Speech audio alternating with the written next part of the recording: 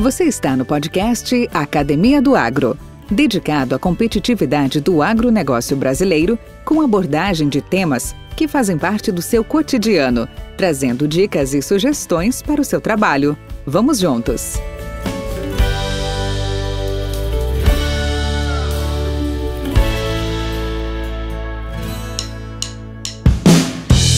Olá, bacana estar aqui de volta com vocês na Academia do Agro, podcast voltado e dedicado à competitividade do nosso agro. E hoje temos a grata satisfação de contar com um dos personagens mais emblemáticos do setor comercial de vendedor de insumos desse nosso grande Brasil. Ele é Oscar Busanello, nascido e criado em Tucunduva, oeste do Rio Grande do Sul, que irá contar sua história, seus causos, seus percalços e a sua evolução na nossa prosa, que promete ser bastante rica, bastante interessante, nesta viagem que faremos junto com Busanello. Vamos lá? Podcast Academia do Agro. Bom dia, Oscar Busanello. Como você está? Bom dia, Valdir. Tudo bem, graças a Deus. Estamos aqui, começando a trabalhar de novo. Que satisfação contar contigo aqui. E você sabe que entre algumas das lendas que o mundo tem, nós também temos algumas nossas lendas, né? E para mim você é uma delas dentro da minha trajetória profissional. Seja bem-vindo então à Academia do Agro, o nosso podcast voltado aí ao pessoal, à turma do agronegócio. E começando esse nosso papo, eu gostaria de saber de você, Oscar. Conta um pouco da sua história. Da onde veio o Busanello, sua família, suas origens. Conta um pouco a sua caminhada. Valdir, a minha trajetória realmente é um assunto extenso. Mas a minha origem, eu sou natural do Rio Grande do Sul. Eu nasci num pequeno município chamado Tucunduva, que pertencia a Santa Rosa. A Santa Rosa desmembrou uns 10, 15 municípios, e entre eles surgiu Tucunduva. É muito próximo, fronteira com a Argentina, 30 quilômetros, e lá eu me criei. Eu sou de uma família muito numerosa, descendentes de italiano, que vieram da Itália, meu bisavô, meu avô, meu pai já era brasileiro, e que se fixaram na região na época era Cachoeira de Santa Maria, naquela região de Serra, e depois eles emigraram para a região chamada Serra, que era a região nova, para diante de Santo Ângelo, para o lado de Santa Rosa. E eles se radicaram em Tucunduva. Lá, a minha família se radicou lá, veio meu pai, os irmãos dele, o meu avô, e eu nasci lá. Sendo que o meu irmão mais velho nasceu ainda no município de Faxinal do Soturno, numa micro-região lá de Novo Treviso. E eu cresci lá, nesse grupo de muitos irmãos, muito primo. Era uma vila cheia de jovens, de meninos. Minha primeira professora foi a minha tia, o segundo professor foi o meu primo, e estudei na escola primária dos 7 até os 12 anos, fez até a 5ª série, mas eu tinha um sonho que eu nem sabia o que era sonho, porque naquela época, se falar de fome, a gente não sabia o que era fome, porque fome a gente convivia com ela todo dia, então achava que estar com fome é normal. É normal, eu estou com fome, mas é normal. Nem sabia que dava para comer mais e quem tinha comia mais. Então assim era o ensino. Aí eu fui dos 7 aos 12 anos, e nesse período a gente já puxava enxada, já colhia milho, teve oportunidade de crescer junto com meus irmãos, aprender com eles, e dentro da história do agro, eu fui um menino que tinha uma visão assim que era curioso. E eu tenho uma história muito interessante que muita gente não sabe. Fala-se muito da soja e soja e soja. E eu convivi com os primeiros grãos de soja que chegou no Brasil. Então eu era menino bem pequeno. E um irmão meu conseguiu com um vizinho meia lata de soja. Mas que a soja na época era plantado para dar para as vacas como pasto verde. E o pouco que secava, a gente batia com um manguá, que eles podem bater feijão. E a gente achava interessante que a galinha não comia. Era uma coisa interessante, a galinha só comia soja cozida, até que ela não comia. Então tinha soja como aquilo. Mas eu não vou entrar na história da soja como, porque eu vou deixar para o meu mestre de cerimônia, se ele achar interessante esse detalhe. Busa, fica bem à vontade, tá? Pode discorrer tranquilamente da sua caminhada aí, que tudo que parte de você é muito interessante, é muito salutar para todos os nossos ouvintes. Pode continuar, pode então, eu explorar. Vou dar mais um detalhezinho da soja, porque depois...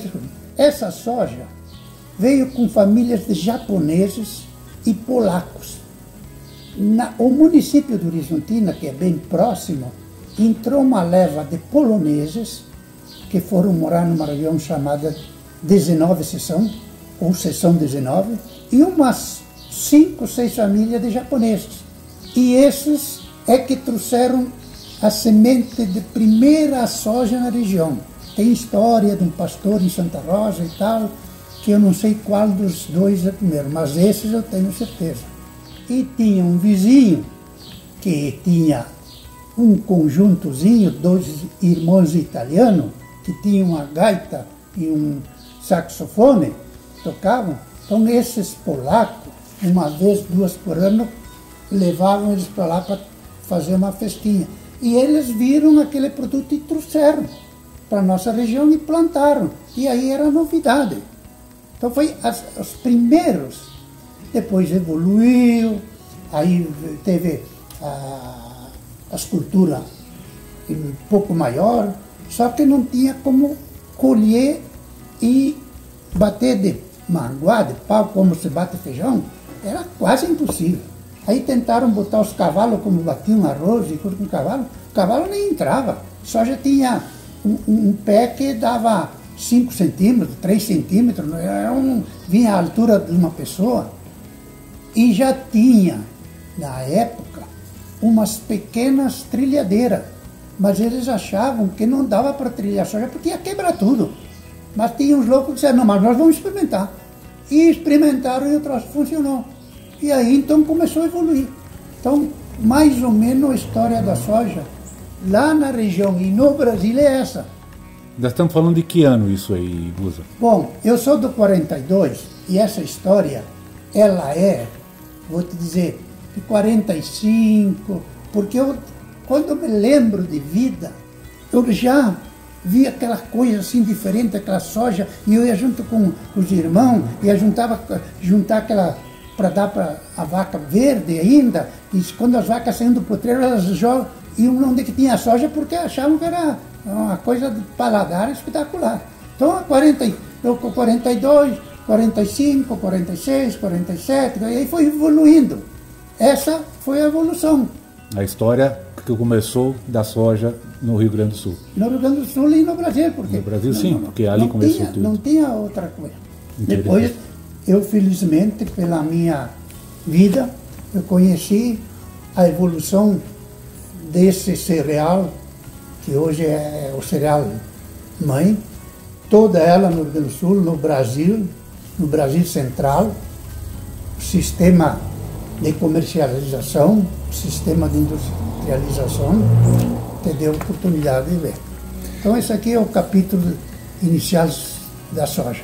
Ô Busanera, você, suas origens, você comentou seu início de formação, de aprendizado, né? Junto ao campo, junto a já essa identidade com a área rural, a origem da área rural.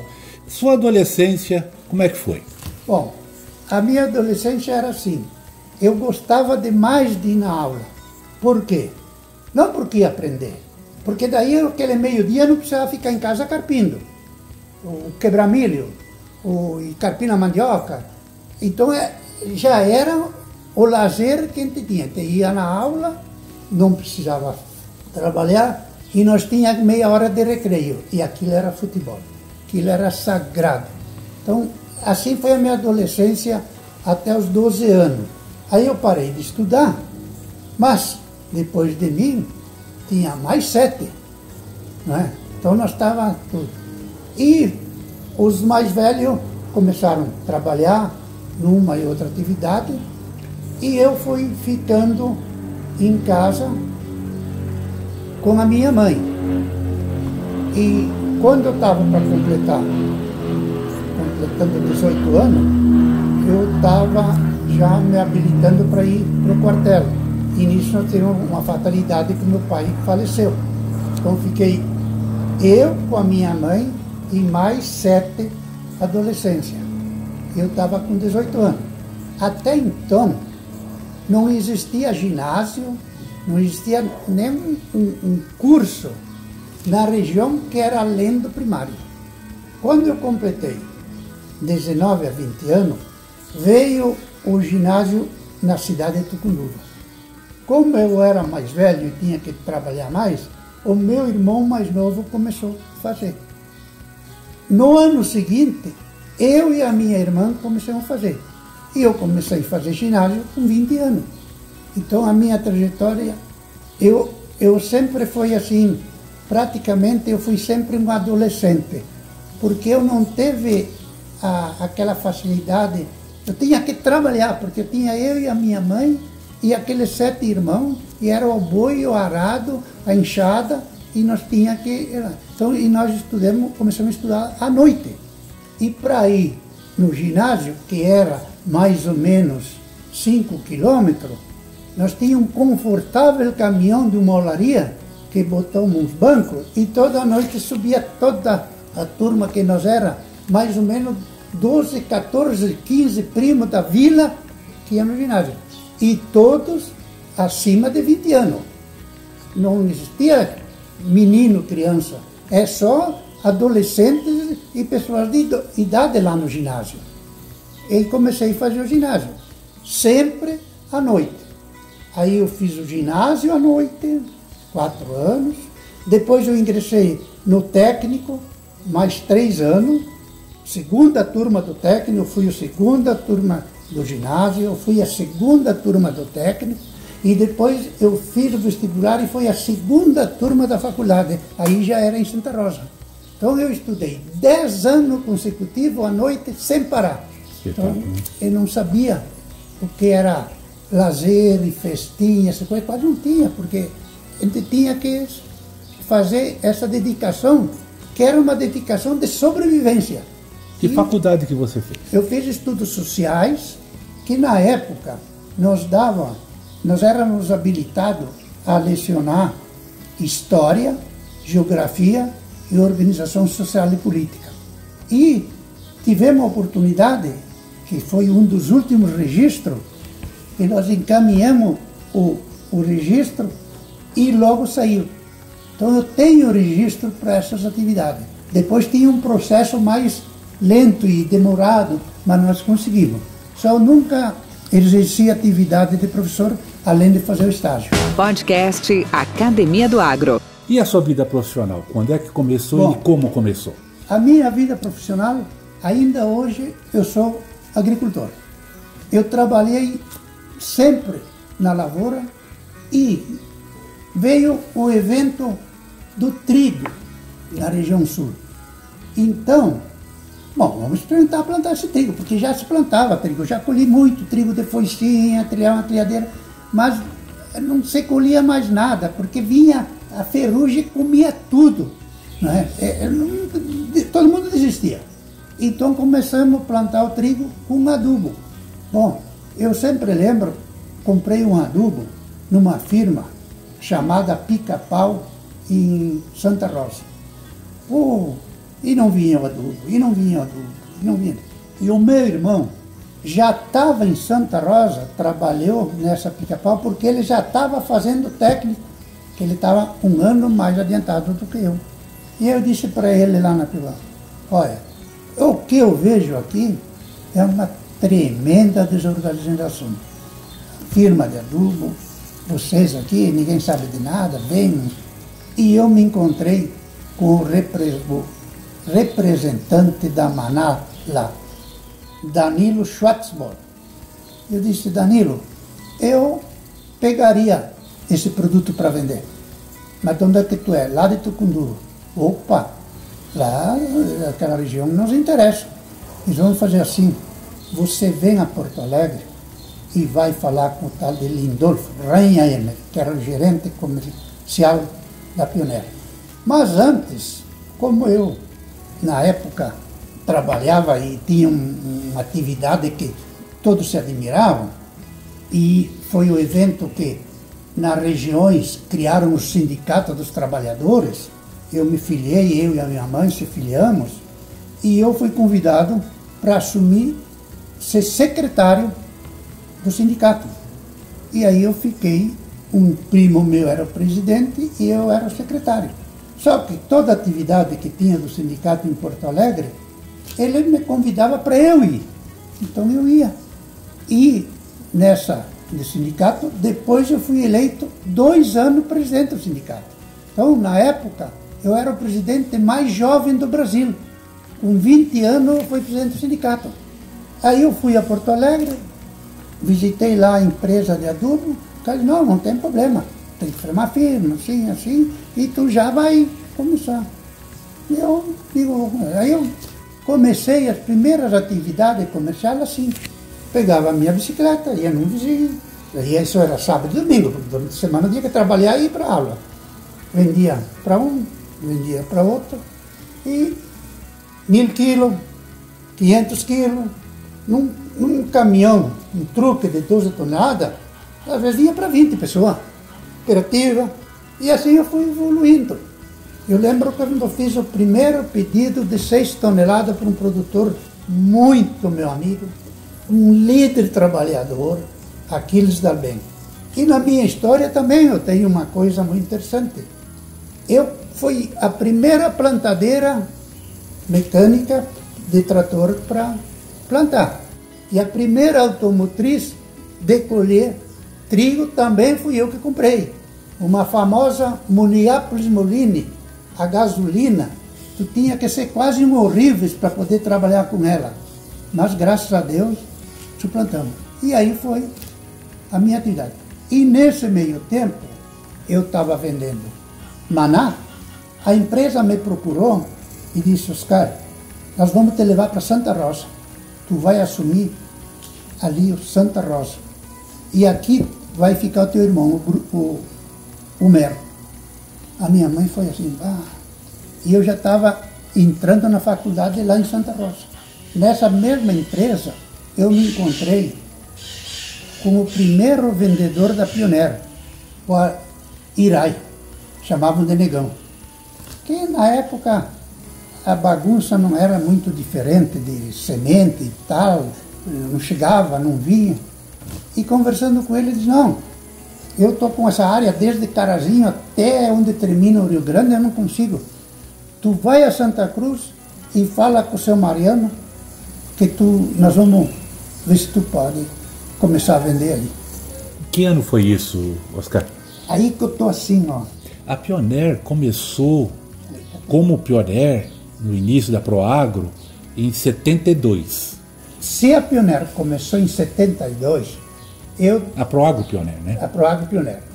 Eu devo ter ido lá no 73, 74. Por quê? Na época, os representantes que a Pioneer tinha no Brasil se chamava Marco Aurélio, que fazia ali Lajeado e companhia, Porto Alegre, aquela região, tal de Vargas, que não lembro bem aonde, o Iraí, que era o Negão, fazia de Carazinho para cima, e tinha um cara novo, começando em Santa Catarina, chamado Sela. Então o resumo da Pioneer era 5 representantes no Brasil. E na primeira visita que eu fiz na Pioneer, conversei com o Carlos Mariano, aí ele me convidou para nós ir ver uma lavoura de semente que tinha perto de Rio Pardo ali. E encontrei lá o Logan e o Gentil. Então era Logan, o Gentil, o Pioneer, o Carlos Mariano. E na Pioneer tinha uma menina chamada Glória, que acabou sendo a esposa do Gentil. E tinha mais uma menina, baixinha, muito simpática, que não tinha memória. E tinha um senhor, que não estou conseguindo lembrar, no decorrer da entrevista, talvez eu lembro e vou pôr no. Esse era o gerente financeiro da Pioneer. Neste meio tempo, eu constituí uma firma em Santa Rosa e comecei a trabalhar saí da Maná e comecei a trabalhar com a Copas. E aí eu desenvolvi mais essa venda de semente de milho. Também, nesse meio tempo, eu trouxe o Luiz Rockenbach para trabalhar comigo no escritório, que na evolução ele passou a fazer esse serviço de vendas. Então isso foi naqueles anos de 75. Sei que a primeira convenção nós fomos a Santa Cruz. E estava nós lá e eu levei o Luiz Rockenbach junto. O papo da reunião lá em Santa Cruz era cobrar as contas. Digo, nós não precisávamos nem ter vindo, porque tudo que nós vendemos nós recebemos. Né? E tinha esse senhor que eu não consigo lembrar o nome. Então essa foi uma trajetória que a gente teve. A Pioneer tinha os escritórios de frente, tinha um pavilhão e na época estavam construindo o secador. Mas lembro que logo do secador era um barrial e, se não me engano, quem estava puxando lenha e material era o nosso tradicional transportador da época, o Meller. Podcast Academia do Agro. Então isso aí foi depois, com o tempo, de umas crises muito grandes. O material que a gente tinha era o X307, que o primeiro veio importado dos Estados Unidos. Aí depois surgiu o 3072, talvez eu vou errar alguma coisa, mas eu lembro. 3074. Depois uma coisa mais nova já foi o 3230, que era milhos temperados, para a região sul. Também surgiram lá 2 híbridos brancos, não consigo lembrar bem, mas eu sei que eu vendi aqui em Goiás os últimos sacos que existiam, não sei se era X116 e 115, eram os nomes parecidos. Isso tudo no Rio Grande do Sul. Então estava eu e o Luiz, e as vendas não estavam dando mais suporte para a estrutura que nós montamos. Então eu disse, Luiz, você tem mais necessidade do que eu. Tu vai ficar tomando conta da firma e vendendo? E eu apareci uma oportunidade, eu sempre sonhava ir para o Mato Grosso, que eu queria desbravar, eu queria crescer. E eu digo, tu fica aí tocando, e eu tenho essa oportunidade, eu vou para lá. Então entrei em sócio de empresa, com o objetivo de comprar a área no Mato Grosso, comprei a área no Mato Grosso e fui trabalhando. E o Luiz ficou trabalhando na Eno, lá no Rio Grande do Sul. Estava com o escritório em Santo Ângelo, aí o Luiz recolheu o escritório, fechou o escritório de Santo Ângelo e foi para Santa Rosa, na própria residência, ele tocou o trabalho. Isso nós ficamos ainda uns 2 ou 3 anos assim, e ele me fez uma proposta se eu quisesse vender. E me diz, Oscar, a Pioneer fechou Santa Rosa, dispensou todo mundo. Fechou Itumbiara, despachou todo mundo, sim, mas em Itumbiara ficou o agrônomo Carlos Gomes, dando assistência para uns ensaios que ele tinha feito, e para aqueles de Minas, em que a Pioneer fez uma venda para o estado de Minas Gerais para atender, e um mecânico para cuidar a unidade. E na Câmara Fria tinha de 2.000 a 2.200 toneladas de milho. Aí teve um contato com o Mariano, e o Mariano me disse, eu preciso. Então, vamos se encontrar, agora não lembro se Rio Verde ou Goiânia, mas eu acho que foi Goiânia. E lá demos uma alinhavada e fechamos, mas aquela época era época difícil. Eles só me disseram, ó, eu disse, ó, eu para ir, eu tenho um carro, mas eu preciso deixar, porque a mulher vai ficar morando aqui na Barra do Galo, você é professora, tem uns filhos. Não, vai lá na firma, tenho 2 Fuca velho, tenho um Fiat 157, vê o que tu acha que dá para tu trabalhar. Foi lá e tinha um Fiat meio assim, e bom, vou pegar isso. E depois nós acertamos. Então, peguei aquele Fiatzinho, a pasta com os híbridos, e comecei a vagar pelo Goiás e um pouquinho do Triângulo Mineiro, mas foi um ano difícil.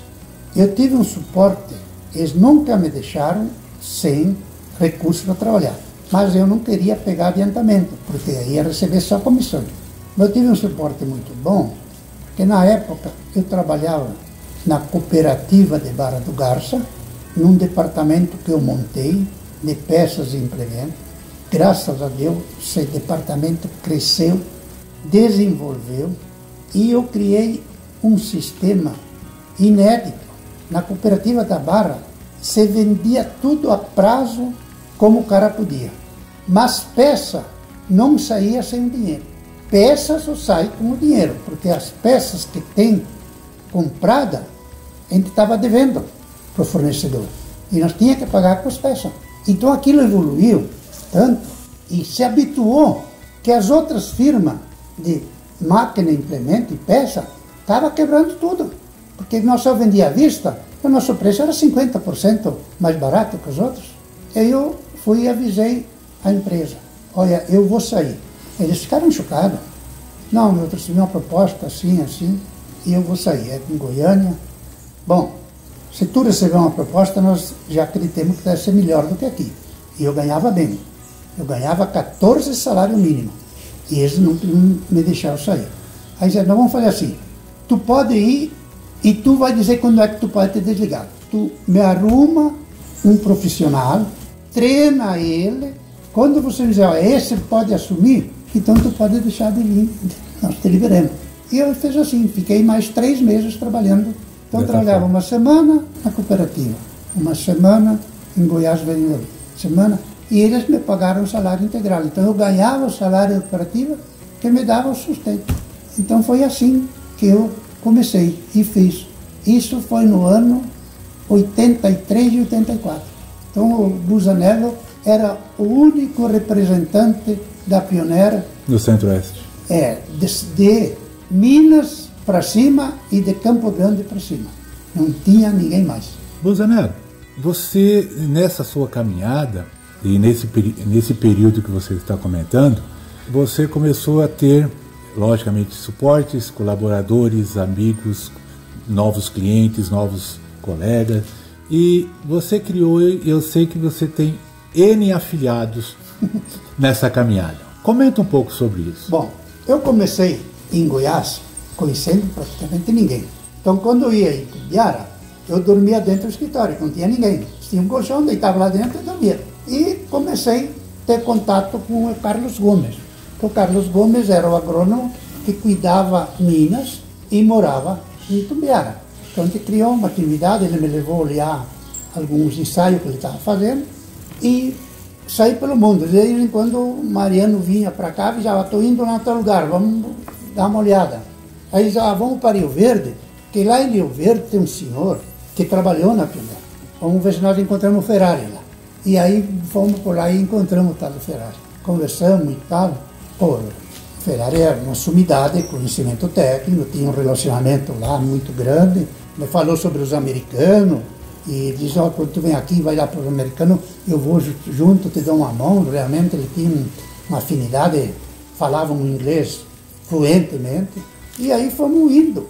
Isso, o primeiro ano, já me despertou isso. Eu vou indicar o Ferrari para ser representante na região de Rio Verde. E, nesse meio tempo, Mariano me disse, eu vou mandar um técnico para te auxiliar, começar a fazer os primeiros ensaios do milho. E mandou o Toneto. E apareceu o Toneto, ele vou te mandar um gringuinho baixinho, que trabalhava lá em Santa Rosa e agora não tem mais espaço lá, e ele vem para cá. E apareceu o Toneto, graças a Deus que veio ele, e ele também foi morar em Rio Verde. E aí ele começou a ter os contatos. Então o Ferrari lá, eu em Goiânia, o Ferrari fazia até Criúna, Santa Helena, aquela região toda, e eu fazia aqui, mas eu sempre tinha um contato muito, porque a Pior me passava as informações e eu ia conversar com o Ferrari e a gente alinhava. E o Toneto lá fazendo os trabalhos. Com temas expressivos e dinâmicos, esse intercâmbio semanal visa oferecer um melhor desenvolvimento em suas habilidades profissionais e nas atividades e práticas do seu cotidiano. Somos da Academia do Agro, o podcast para todos aqueles apaixonados pelo agronegócio. Te aguardamos no próximo episódio. Até lá!